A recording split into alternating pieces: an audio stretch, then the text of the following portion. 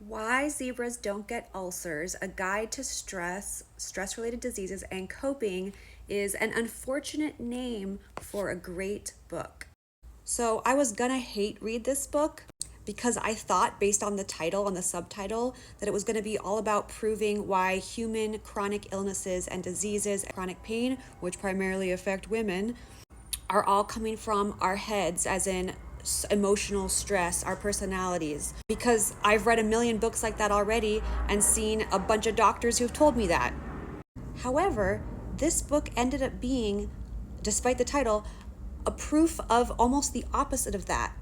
This book did an amazing job of explaining how external stressors, how much stress around us is not coming from our minds, is not a part of our personality, can affect our bodies biomedically, physically, including our hormones and our gene expression, starting from our parents. The stresses are our mothers and even our fathers, affecting their sperm quality, affecting our mother's eggs, and their hormonal profiles affect us in utero, and not just us, but animals too. Ironically, this book talks about chronic illnesses and diseases in animals a lot. So I really actually recommend reading this book if you want to understand why Dr. Sarno and Alan Gordon and the Curable app and Howard Shubner and Nicole Sachs and Dan Bulio and all these mind-body gurus telling you that your chronic illness is caused by your personality and your thoughts and your mind are wrong. This book provided amazing arguments against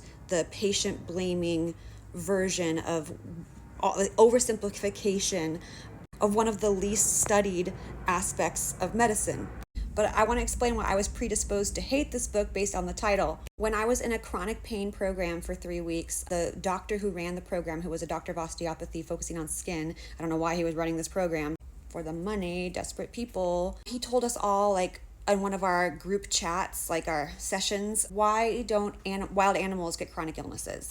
Only humans get chronic diseases. So the answer to that, he was trying to say that it was because of our minds. So if a wild animal gets an illness that impacts their ability to function in a significant way, they die.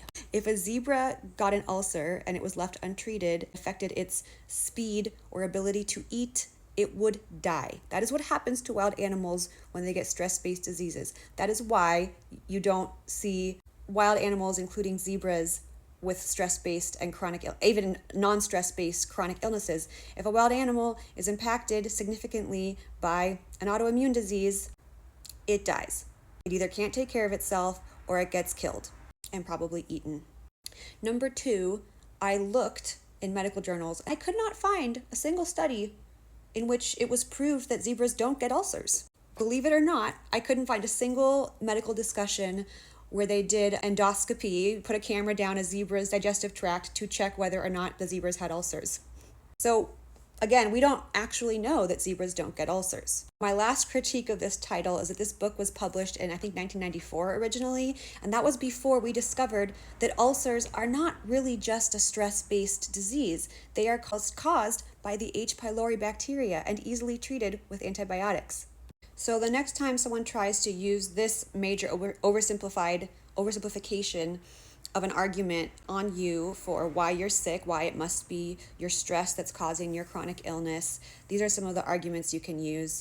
So if you feel like you need some validation that your chronic illness and chronic pain is not caused by your repressed emotions or your personality type, this book, don't let the title scare you off like it almost did me. This book is actually great for proving the opposite.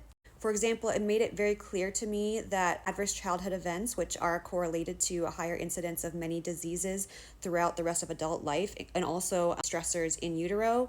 This book discusses in depth how in humans and in all kinds of animals, monkeys, rats, dogs, cats, in utero, environmental stressors for young offspring permanently changed genetics, metabolism, hormonal profiles, behaviors. It's those things that predispose the animals in question to developing diseases, not their current adult personality. It's made it very clear that it's not like stored trauma in the body, which is a metaphor, not an actual proven biophysical thing that we have. kind of puts that on its head and explains the reality physically